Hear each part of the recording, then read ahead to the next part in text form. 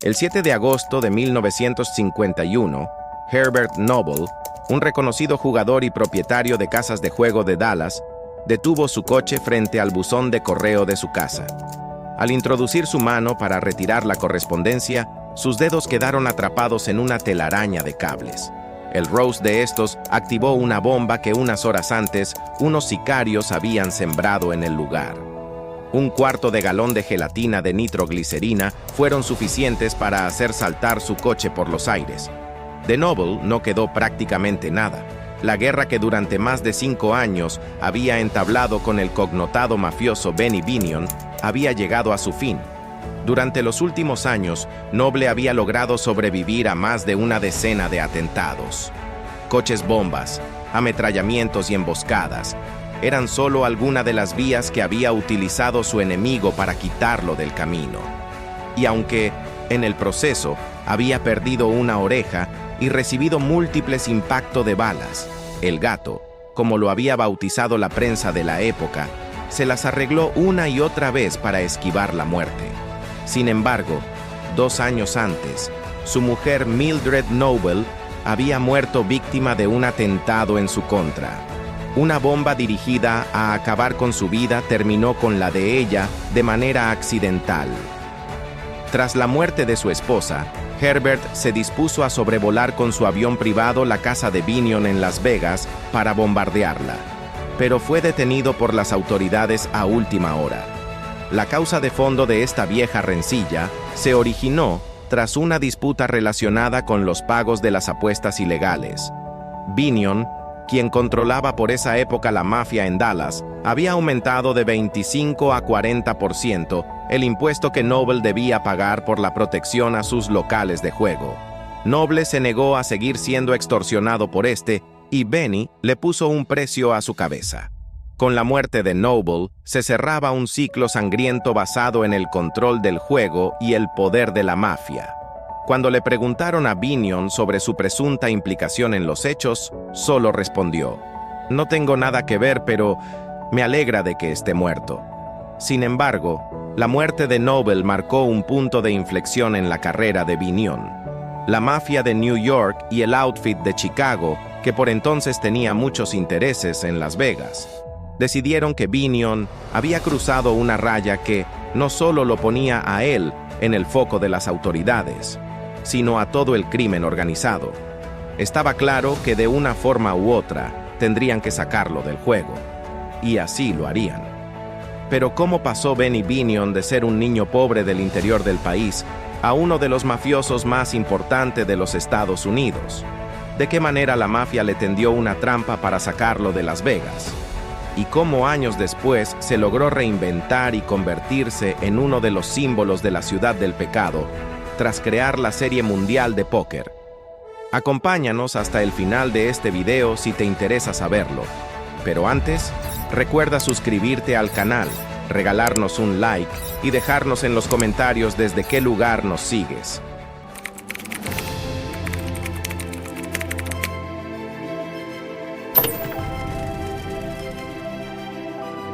Las Vegas es una ciudad cargada de mitos y de historia. La transición del oasis desértico al paraíso que conocemos hoy ha estado marcada por la lujuria, la sangre y el juego. Los primeros casinos que iluminaron la ciudad se levantaron sobre los cimientos del dinero de la mafia, que durante años fue el gobierno en las sombras de la ciudad. Entre luces de neón y alfombras de terciopelo, hombres como Benny Binion ganaron notoriedad, en una época donde la ley era tan flexible como una apuesta en los dados. Su historia, similar a la de otros hombres de su época, es la de un imperio construido con cartas marcadas, revólver al cinto y una audacia temida hasta por sus propios aliados, que de primera mano fueron testigos de cómo Benny eliminó a golpe de pistola a su competencia. Nacido como Lester Ben Binion, el 20 de noviembre de 1904 en Pilot Grove, Texas, su infancia estuvo marcada por 2 cosas: la pobreza y la dura supervivencia del campo. Su padre era un comerciante de caballos, y Benny aprendió desde joven a evaluar un animal con solo mirar sus dientes. Esa agudeza lo convertiría en un experto en leer no solo a los caballos, sino también a las personas. Pero su educación formal fue escasa. La fragilidad de su salud lo mantuvo alejado de las aulas. En cambio, encontró una escuela diferente en las ferias y los mercados donde los apostadores se buscaban la vida. Benny miraba, escuchaba y aprendía. Descubrió que en los juegos de cartas y dados, la suerte era tan importante como la capacidad de manipularla. A los 19 años, se mudó a Dallas, una ciudad con más oportunidades, pero también con más peligros. Allí se dedicó al comercio ilegal de licor durante la época de la prohibición, enfrentándose a arrestos frecuentes. Su primer gran choque con la ley llegó en 1931, cuando mató al afroamericano Frank Bolding en un almacén de whisky. Benny justificó la acción como un acto de legítima defensa. Por el crimen recibió una condena de 2 años, la cual nunca se hizo efectiva. Este incidente le otorgó un apodo que resonaría por décadas: Cowboy, debido a su agilidad a la hora de sacar el revólver, una acción que se volvería recurrente a lo largo de su vida. 5 años después, Binion se vio implicado en otro asesinato. Esta vez se trataba de Ben Frieden, un corredor de apuestas que era su principal competidor en el negocio. Según los reportes policiales de la época, Binion y uno de sus secuaces asesinaron a Frieden tras vaciar sus revólveres Colt .45 sobre el hombre desarmado. Binion luego se pegó un tiro en el hombro y se entregó a la policía, afirmando que Frieden le había disparado primero. Binion fue acusado, pero los cargos fueron desestimados más adelante, sobre la misma base del asesinato anterior. Había actuado en defensa propia. En 1938, presuntamente Binion y sus secuaces volvieron a cometer otro crimen, esta vez contra Sam Murray, otro de sus competidores en las salas de juego. Binion nunca pudo ser acusado de este asesinato, al no encontrarse las pruebas necesarias que lo vincularan con el hecho. Dallas lo moldeó. Aprendió a manejar hombres y construir redes. En 1940, ya era el jefe de las apuestas ilegales, operando bajo la protección de policías y jueces corruptos. Para esa fecha, ya había eliminado a toda su competencia, incluido el jefe de la mafia local, un tal Louis Tyndall.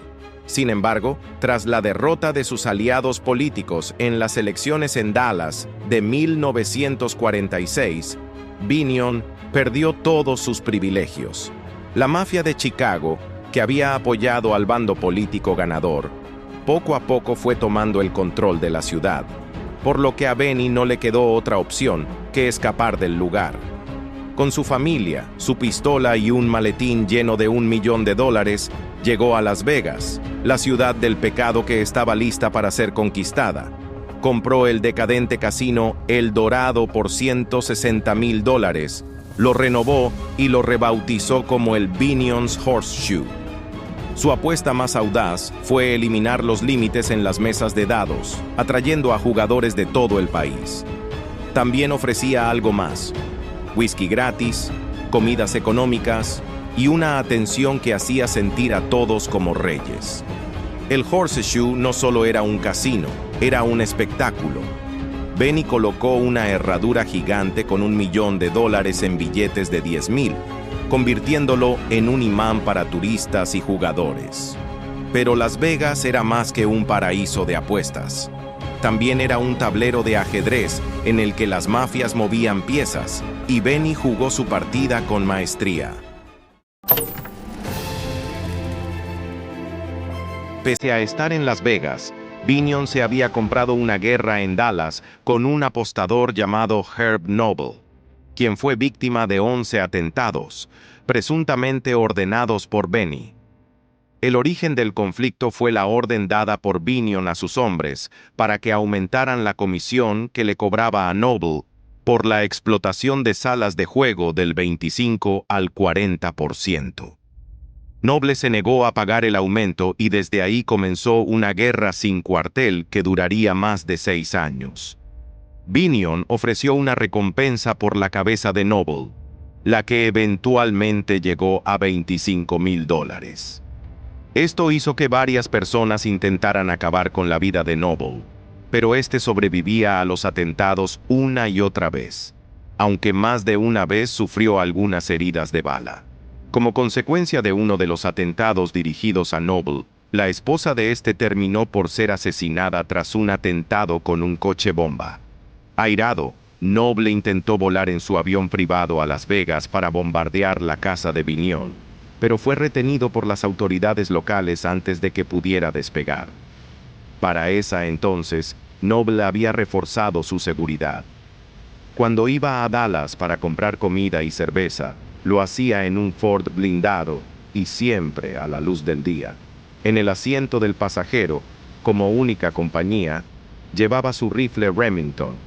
La mayor parte del tiempo se quedaba atrincherado en la casa de piedra de su rancho, donde había instalado reflectores en los aleros y adoptado una escuadra de perros guardianes. Pero todo fue en vano. El 7 de agosto de 1951, cuando Herbert Noble se detuvo frente al buzón de su casa, su coche voló por los aires y quedó esparcido en miles de pedazos. Benny, aunque negó su implicación, dejó clara su opinión: me alegra de que esté muerto. Nunca se supo si el atentado fue ordenado por Binion, pero la realidad es que nadie tenía más interés que él en sacar a Herbert del camino. Era su único enemigo, pero esta fue la gota que derramó la copa. Debido a la publicidad a escala nacional que alcanzó la disputa Binion-Noble, los jefes de la mafia querían a Benny lo más lejos posible de ellos. Y ellos era sinónimo de Las Vegas. Aquella era una época donde los mafiosos habían cambiado sus métodos de trabajo. La violencia era utilizada como último recurso, ya que mantener un bajo perfil era la única garantía para preservar sus inversiones. Después de que uno de los guardaespaldas de Binion cometiera un asesinato en el baño de hombres del Binion's Westerner Club en Las Vegas, la mafia ayudó al gobierno federal a poner a Binion a raya.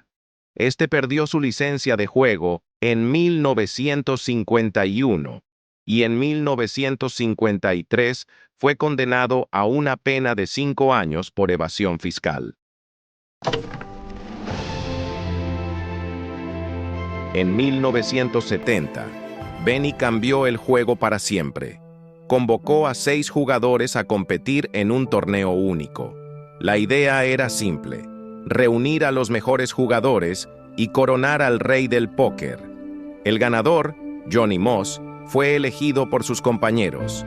Años atrás, Moss había sido uno de los protagonistas de la partida de póker más memorable de todos los tiempos, en la cual derrotó a quien en ese momento se consideraba el mejor jugador del mundo, Nick el Griego. Como dato curioso, esta partida también fue organizada por Benny Binion. Para 1971, Benny introdujo un sistema de eliminación directa con una entrada de $10,000. Así nació la Serie Mundial de Póker. El evento, que había comenzado como una reunión de grandes apostadores, se convirtió en un fenómeno global. Para 2006, el torneo principal contaba con más de 8,000 participantes, todos buscando emular los días en los que un hombre como Benny podía transformar una carta en oro. Tras su condena en 1953 por evasión fiscal que lo llevó a prisión durante 5 años, Benny Binion no volvió a ser el mismo. Nunca recuperó su licencia de juego, aunque siguió siendo el cerebro detrás del Horseshoe. Su familia se vio involucrada en innumerables escándalos y tragedias. Su hija Bárbara se suicidó, y su hijo Ted murió en circunstancias misteriosas relacionadas con su adicción a las drogas. El 25 de diciembre de 1989, en una tranquila habitación de Las Vegas, Benny dejó este mundo. Pero algo que no se llevó consigo fue su legado: casinos transformados en templos de apuestas sin límite, un rosario de crímenes y muertes, y la Serie Mundial de Póker, el torneo que hoy es la cumbre del juego de cartas y que fue creado por él. Para entender a Benny, hay que desenterrar su vida y hurgar en cada detalle de su pasado. desde los áridos campos de Texas hasta los palacios de juego en Fremont Street, allí donde comenzó todo. Benny había construido un imperio, pero también había dejado un rastro de violencia, ambición y sangre que manchó para siempre su legado. Benny Binion fue un hombre de contradicciones, un asesino y un visionario, un mafioso y un anfitrión generoso. Su epitafio, propuesto por su amigo Amarillo Slim, lo resume mejor que cualquier otra cosa. ¿Fue el más gentil de los malos o el más bueno de los malos que he visto? Hoy, en Las Vegas, su huella sigue viva en cada mesa de póker y en cada turista que se fotografía junto a la réplica de su herradura de $1 millón. Binion no solo dejó un legado, escribió su nombre con fuego en la historia de una ciudad que, como Roma, paga a los traidores, pero los desprecia.